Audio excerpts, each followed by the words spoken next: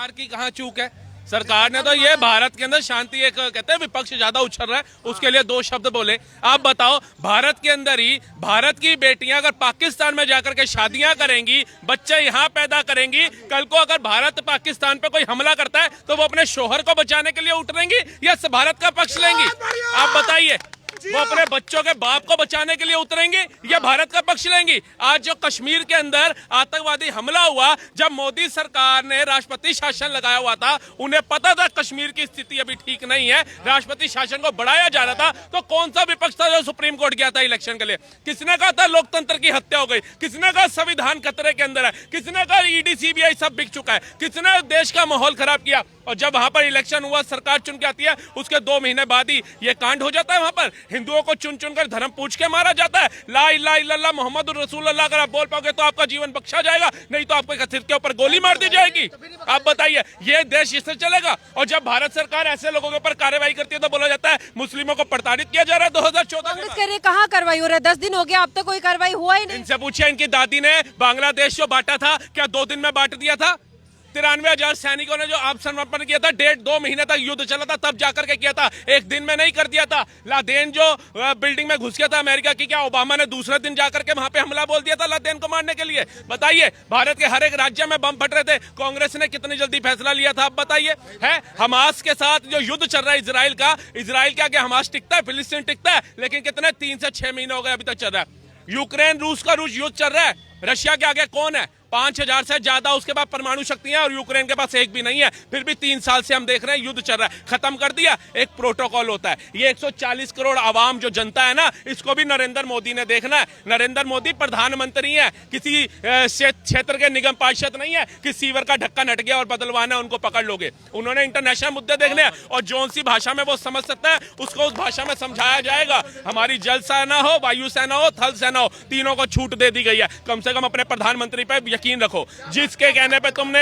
अग्निवीर योजना का बहिष्कार करना शुरू कर दिया था ना, आज जाकर के पूछना उन माँ बाप से, मुर्शिदाबाद के अंदर जो है वो सोच रहे होंगे कि हमारे घर में शायद अग्निवीर का जवान होता तो हमें पलायन ना करना पड़ता। वो 26 लोग जो मारे गए, उनमें अगर 2-4 भी अग्निवीर के जवान होते तो शायद 26 लोगों की शहादत नहीं होती। वो 26 में से 4-5 अग्निवीर के जवान, उनको जवाब देना ज्यादा सक्षम समझते। किन्होंने विरोध किया?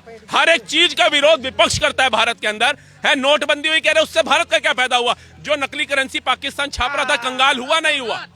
ये तो कहते हैं हमारे घर में बच्चा हो गया, उसको नवरत्न तेल लगाओ और दौड़ना शुरू करा दो। क्या बच्चा पैदा होता ही दौड़ने लग जाता है?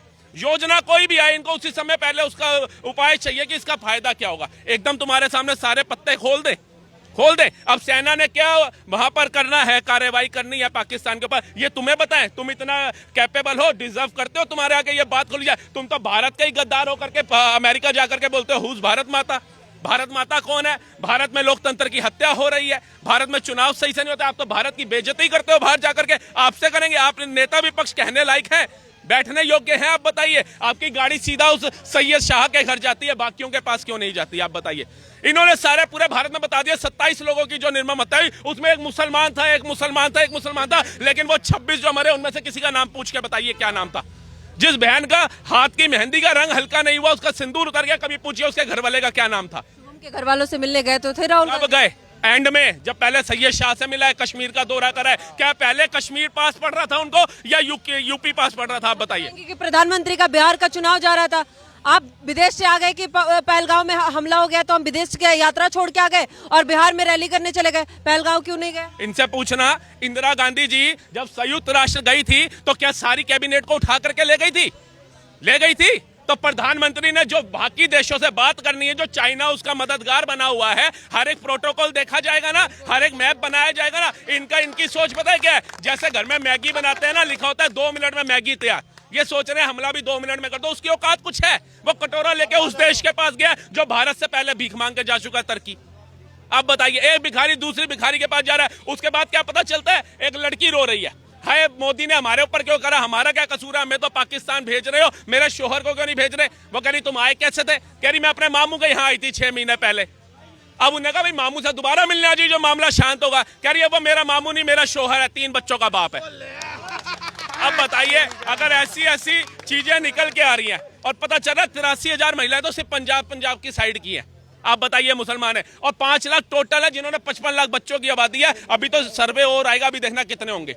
आप ये सोचिए कि हम भारत में खुद स्लीपर सेल्स को बुला रहे हैं कि आओ आप भारत में रहो। आप बताओ इंडिया गेट के पास कितनी पुलिस और फोर्स तैनात रहती है, आगरा में कितनी रहती है, फलानी जगह कितनी रहती है, उस जगह पे पुलिस और फोर्स की कितनी चहल पहल थी। अब जो चश्मदीद है उनके बयान सुनिए। अब उनके घर में जैसे 13वीं हो गई, 10वीं हो गई, फूल वो विसर्जित कर आए गंगा जी में। अब उनका जो दिल है ना वो बाहर कह रहे हैं, घोड़े वाले जबरदस्ती कह रहे थे हमें चलो ऊपर ऊपर चलो। और आपकी फैमिली के मेंबर्स पूछे थे, जिसके मेंबर ज्यादा थे उन्हें लेके जाया जा रहा था। ये कहीं ना कहीं जो डंकियां निकल रही हैं इनके घरों के अंदर, जो तिजोरियां बना रखी है इतनी बड़ी बड़ी आतंकवादियों को बिठाने के लिए, हम कैसे कहें कि भैया इन्होंने विश्वासघात नहीं किया हमारे देश के साथ, हमारी सेना के साथ विश्वासघात नहीं किया। और दूसरी बात है, इनमें से ज्यादातर लोग आकर के डंके की चोटें बोलते हैं। कश्मीर को हम भारत का हिस्सा नहीं मानते थे, कश्मीर बनेगा पाकिस्तान बोलते हैं। और आज भी वीडियो आ रही है, इतना बड़ा हादसा होने के बाद, इतनी बड़ी कायराना हरकत करने के बाद भी वहां के लोग कह रहे हैं ना कि भैया इसमें इंडिया का ही हाथों का पाकिस्तान का नहीं हो सकता, पाकिस्तान के झंडे इसी देश में हटाए जा रहे हैं ना।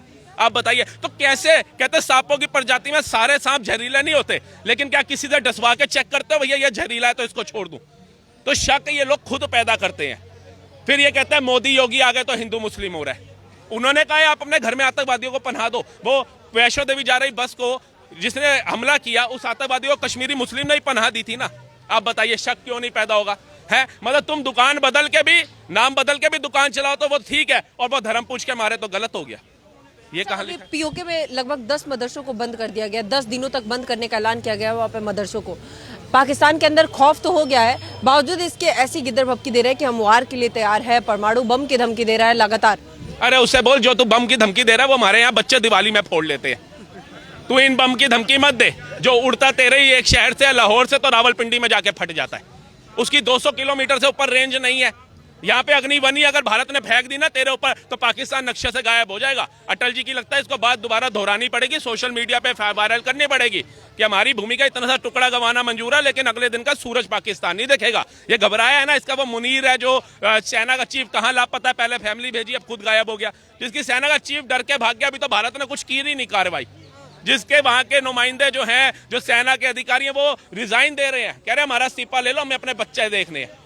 वो करेगा भारत से। और मैं तो कहता हूं भारत को जब तक आप एक मैप सेट नहीं करते तब तक एक चीज करते रहिए, पानी रोकिए, पानी छोड़िए, इनको डुबा डुबा के मारो, क्योंकि डूबने लायक ही है ये लोग, साफ रहने लायक नहीं, ऐसी बहाने नहा धो भी लेंगे।